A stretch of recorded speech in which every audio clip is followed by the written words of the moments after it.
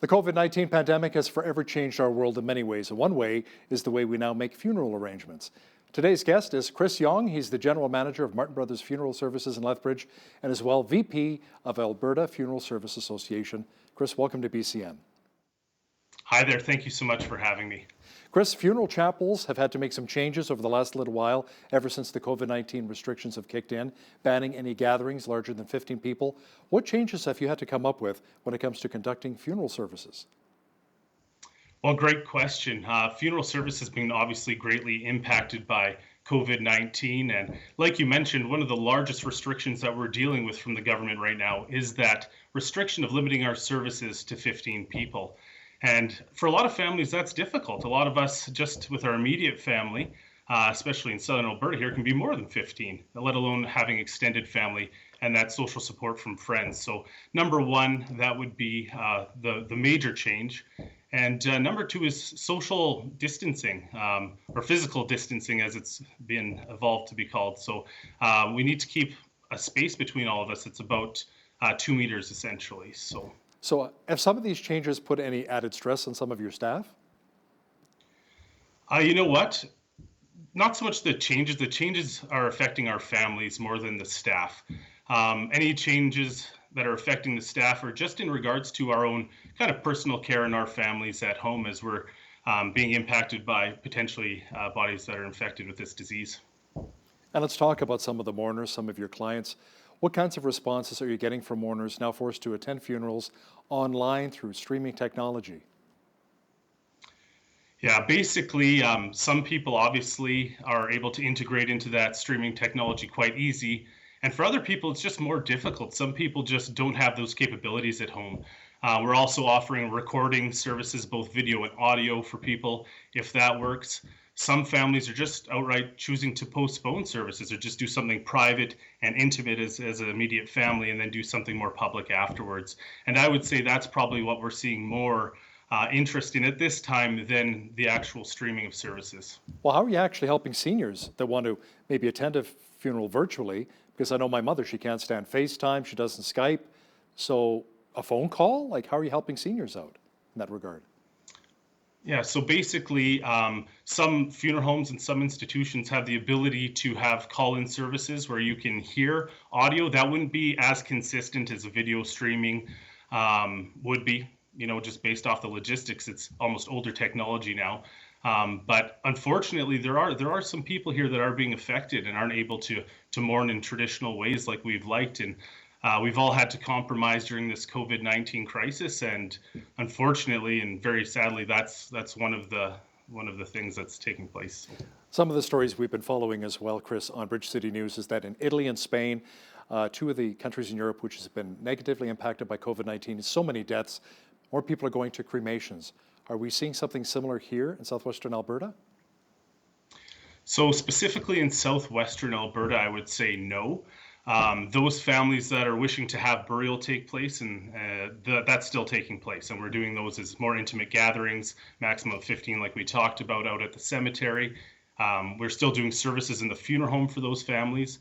A lot of times cremation or burial is a very personal decision for people that they've made and expressed to their families a lot of times beforehand and are committed to those. So we haven't seen that. I can understand, given those additional pressures like Italy and Spain, that may be something that they're looking at.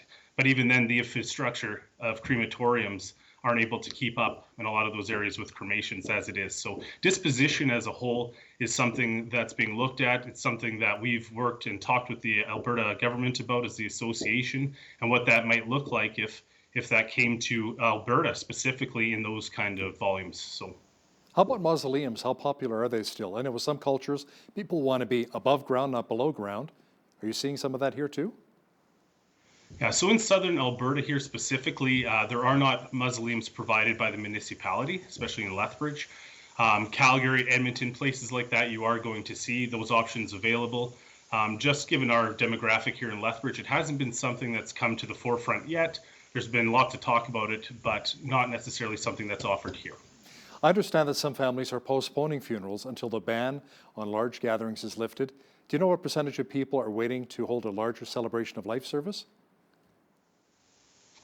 Yeah, good question. The majority of families are actually choosing to postpone.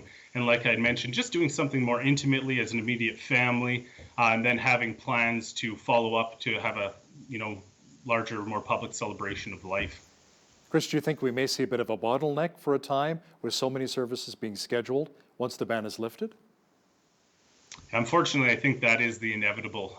Just the volume of families that we are serving that are choosing to do something. I mean, it's innate in our human experience to need to share that time of mourning together, and having friends there to hold you up, and having family and all your family there to hold you up is extremely important. And I mean, that's something that almost like not a case study because we know it, but it's something that we're really noticing now, and it's causing a lot of issues with grief. So. Many people feel it's important to have some kind of a viewing or a wake of some kind the evening before the actual funeral. Are you seeing families stagger the visitation times for this? Perhaps one group of 15 at 7 o'clock, another at 7:30 in order to accommodate larger groups? And that's exactly what we have to do to fit within the regulation. So you would have to have, families that are able to understand that this is unfortunately all we're able to do. And then we work within that model as best as possible. Are some families having real issues with that at this point in time? What are you hearing from some of your clients? Our families, of course, are upset by it, but I mean, everybody for the most part seems to be quite understanding. I mean, this is something that transcends normal day-to-day life by nothing we've ever seen before. So everybody for the most part comes in, they already for the most part understand physical distancing, they understand things aren't going to be the same, and that expectation level, I think, is under, most people get at this time. So. Experts say that touch is such a vital part of the grieving process. Hugging somebody, crying on someone's shoulder. How are people handling the grieving process on the day of the funeral? Are they using Skype, Zoom, or FaceTime? I mean, people want to be able to hug and touch each other, but you can't.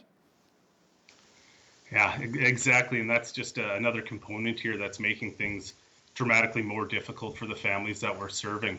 So, those family members that are living with each other and things, you're still able to see a little bit of physical contact there. But even then, it seems strained.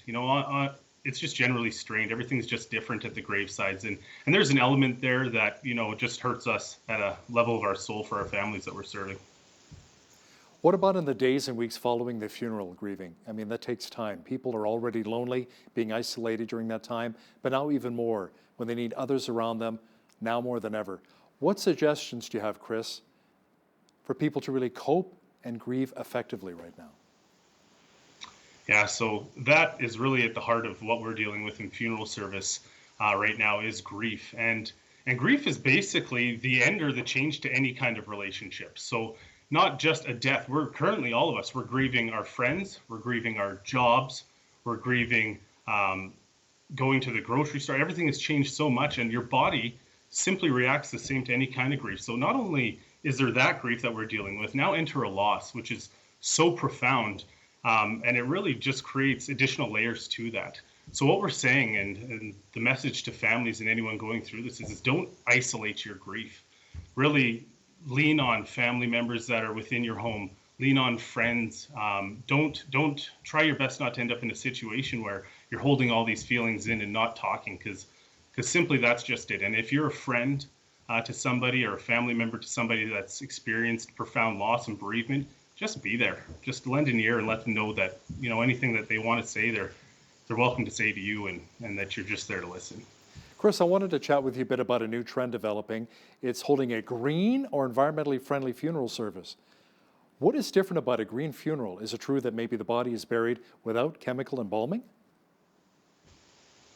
Exactly that. So green burial is something new to Alberta specifically.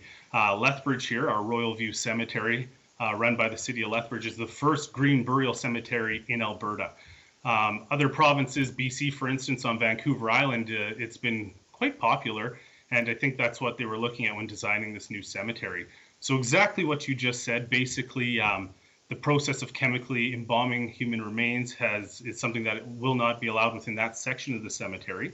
Any metals on your clothing is not allowed, any kind of dyes or anything like that. So essentially you're looking at natural cotton fibers to a decedent that has not been embalmed. Does the embalming fluid actually damage the soil? Maybe the nutrients of the soil? Is that why we're considering not embalming people? You know what? That's a good question, and it's something I've asked and not necessarily had a good answer to at this point. We know that formaldehyde is the main chemical in embalming fluid, and it's biodegradable. So I don't know what part of the process they're necessarily concerned of. It's just when they made the regulations for green cemeteries for the movement, that was one of the stipulations, as well as the areas where you're buried. So the cemetery itself, there's no memorialization individually above ground. So basically, your interment would take place, and then the next person that passes away and wishes for green burial will be interred right next to you. So you can't reserve a spot or anything like that, because essentially it's about the memorial is the grasslands itself, not an individual placement of a traditional headstone. So is there actually a specific location needed for a green burial? Certain areas of the cemetery?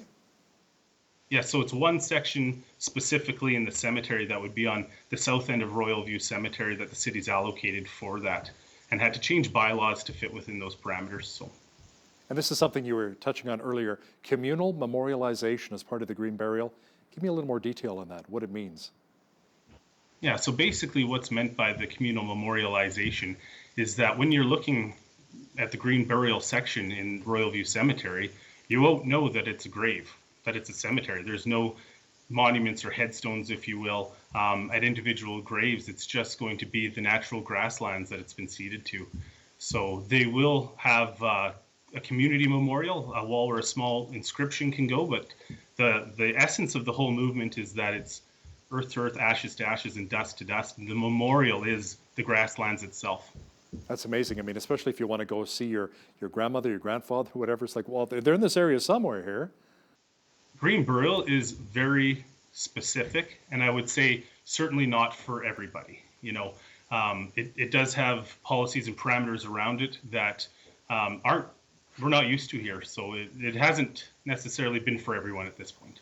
What kind of demand is there for green burials right now here in Lethbridge? Or maybe some of the trends you've seen nationally? Where is it more prevalent, perhaps? Maybe in the bigger cities? So I think demographics may play a part, or where you live. Like I know Vancouver Island, it is a little bit more popular. Here in Lethbridge, to date, I don't know if there's been a green burial. I know that our firm has not provided one yet. Any final thoughts for somebody planning a funeral during this COVID-19 time? Absolutely. Just number one, funeral homes and funeral professionals are here for you 24 hours a day.